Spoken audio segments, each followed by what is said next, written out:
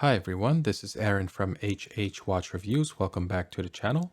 In today's video, we will take a look at the Berny AM339M-A diver's watch. Someone from the Berny team contacted me a few weeks ago and asked if I wanted to check out this dive watch. I never handled a watch from them, so I accepted the offer. I had the choice between the blue, black, or green dial, so I chose the black dial and they sent it to me for free in exchange for a review. Obviously, that won't affect my review of the watch, and they'll see this review at the same time as everyone else. If by the end of this video you're interested in purchasing this watch, I will leave an affiliate link in the description down below. For today's wrist check, I am wearing my Grand Seiko SBGN027. This watch has the 9F GMT quartz movement inside. This is my third quartz Grand Seiko and I'm absolutely loving wearing this watch. I can wear it with jeans and a t-shirt, or I can suit it up and it doesn't look out of place. It's also a great size, and because it is quartz, it's very thin too. I might do a long-term review of this watch eventually if there's enough interest, so let me know in the comments below if you want me to review this watch. Let's start with the measurements and specifications of this Berny watch. We have a diameter of 41.5 millimeters, a lug-to-lug distance of 49 millimeters. Because the strap has fitted ends, this does extend the length a bit, and the best measurement here would be the inside of the strap in this area right here, and that measures 52.5 millimeters.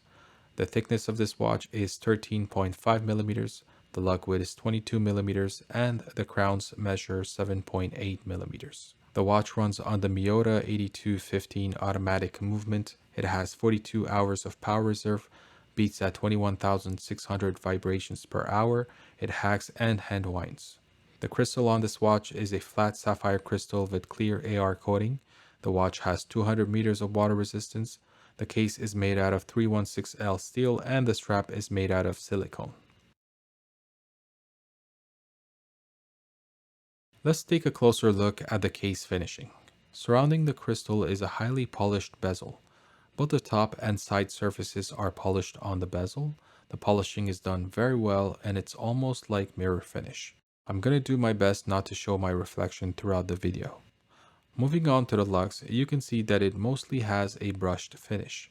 The top has a radial brushed finish, whereas the side has a vertical brushed finish. And instead of just having a straight transition between the top and side of the lugs, they decided to give it a nice polished bevel. I wouldn't even call it a bevel, it's more like they sliced a section of the edge. This not only makes the lugs look slimmer when looking straight at the watch, but it also adds a nice design element to an otherwise very simple blocky case. Looking at the profile of the watch, you can see that the vertical brushed finish is also present on the side of the case. And I have to say, the brushed surfaces don't look very good. You can see these weird lines all over the side of the case. It doesn't help that the mid case measures around 7 millimeters in thickness, so that makes a huge flat surface area that has the same bad finishing. And it's also present on the crown side of the case. Now flipping the watch over, we have even more brushed surfaces. Both the back of the lugs and the case back have a radial brushed finish. There's very minimal text on the case back, and as you can see, it is a see-through case back. And that right there is a sapphire crystal. Now, I don't see the point of having a see-through case back when the movement isn't anything special to look at. Printing the brand name on the rotor doesn't add to the look of it either. But I did show this watch to a friend at work and his first wow reaction was when he saw the case back. He spent more time looking at the movement than he did looking at the dial or the rest of the watch. Now granted, he is just starting his watch journey, but still. And if I look back 10 years ago, I probably would have had the same reaction. So what I'm trying to say here is my friend wasted his time and will eventually realize that a see-through case back is useless on a watch like this and that he'd rather have a slimmer case. But jokes aside, at 13.5 millimeters, this watch is the same thickness as the aliexpress 6542 that I just reviewed. But if you look at them side by side, this Berny is a thick boy. Now this is obviously due to the fact that the bezel is basically inside the case, and so the construction of the case needs to take that into consideration. But that's when you need to figure out ways to make the watch look slimmer, and putting a regular closed case back is one way to do it. The slab side of this case also adds to the perceived thickness of the watch. This case basically needs a rounder side or a slimmer mid case, and maybe the bottom portion of the case should be finished in high polish, a little bit like how Seiko does their cases. This will make the watch look and wear a lot slimmer.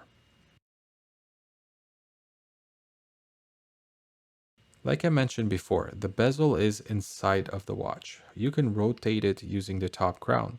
Both crowns are screwed in, so as soon as you unscrew the crown, you're able to turn the bezel. This is supposed to be a 120 clicks bezel, but the clicks are barely audible. You can feel them while you turn the crown, but you would have to put the watch against your ear to hear the little thud sound it makes. You can turn the bezel both directions. Once you set it, you push the crown in and screw it. And I'm happy to report that screwing in the crown doesn't move the bezel. It stays locked in place. This watch has multiple lume colors and two of them are present on the bezel. So the first 15-minute markers are painted in orange and the lume also glows orange. Then the rest of the markers and numerals are painted in white and the lume glows blue. The mix of two different colored lume looks very nice in person and I really like it. What I don't like is the choice of font used for the numerals, specifically the 2 and 5. I don't like how it's missing that connecting line. Also, I just realized that this watch has 4 different font styles. That's just too many for my taste. Now around the dial we have a minute track that is printed in white. We have numerals for every 5-minute marking and markers for the remaining. Then there's this kind of a border separating the minute track and the main dial surface. That's where you find the main indices. So you have the 12, 3, 6, and 9 indices that are pill-shaped, and the remaining indices are squircles. The indices are raised from the dial and have a glossy black border. I really like this because it will catch the light at some angles and make the indices pop a bit more. In case you missed it, this watch has a 3:30 date window. This might be the first watch with a 3:30 date window that I've handled, and I really don't mind it. Most of the Seiko dive watches I've had in my collection all had a 4:30 date window, and I got really used to that, so this one looks fine for me. It's small and doesn't distract you from the rest of the dial. The date wheel also matches the dial color, and so it is subtle and blends in well with the dial. And the big plus of having the date there is we get to keep all the indices intact and have a nice dial symmetry. The hands are half skeletonized. It is barely noticeable because the skeletonized portion is painted in black and it blends in with the black dial. But then the second portion of the hands is painted in white, which makes time reading on this watch very easy. The second hand is also black and white, so the tail and tip of the hand is painted in white and the middle portion is painted in black. There's also a square on the tip of the second hand, which I wish was a squircle to match the indices. That square and minute hand have orange lume and the hour hand has green lume just like the indices. Everything glows bright and uniform, but the lume on the bezel does fade out faster than the dial. This watch is offered on a bracelet or a silicone strap. I knew this watch was going to wear big, and seeing that the bracelet had male end links, I decided to go for the silicone strap option. I really appreciate when brands take the time to make a strap specifically for the watch. I like the fitted ends, and this one fits the case perfectly. Now, what I didn't expect was how long this strap would be. I get why the strap needs to be long. This is a dive watch and the strap needs to be long enough to wear it over wetsuit. But I don't dive and I don't wear wetsuits. So I would have liked a slightly shorter strap or at least have an option to get one. And for those who like numbers, the strap starts at 22mm and tapers to just under 20mm. The tail side measures 130mm and the buckle side measures 80mm. I like the overall design of the strap. It has a waffle style pattern on top and the bottom side has ridges. The hardware is simple and matches the finish of the watch. It's also very comfortable on the wrist and doesn't pull on my arm hair. The inside measurement I gave earlier is perfect for my 7-inch wrist. It hugs it and fits perfectly on my wrist. So overall, I really like this strap. While I was trying to come up with a title for this review, all I can think of was Thick Boy. But now that I think about it, I kind of feel that it's unfair to call it Thick Boy, because it isn't that much thicker than some of the other watches I reviewed recently. It just doesn't hide its thickness well. Unfortunately for Bernie, this might push some buyers away. As is, I can wear this watch and I think it looks great on my 7-inch wrist. But if I had to change anything, I would put a closed case back and make the side of the case a bit rounder, or just slim down the mid case.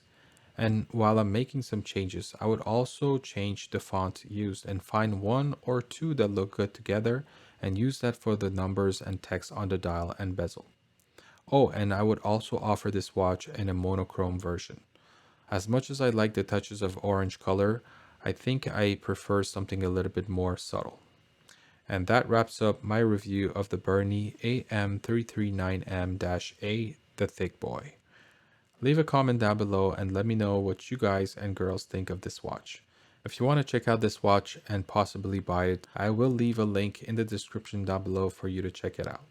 As usual, if you enjoyed this video, please like it and share it with a friend or two.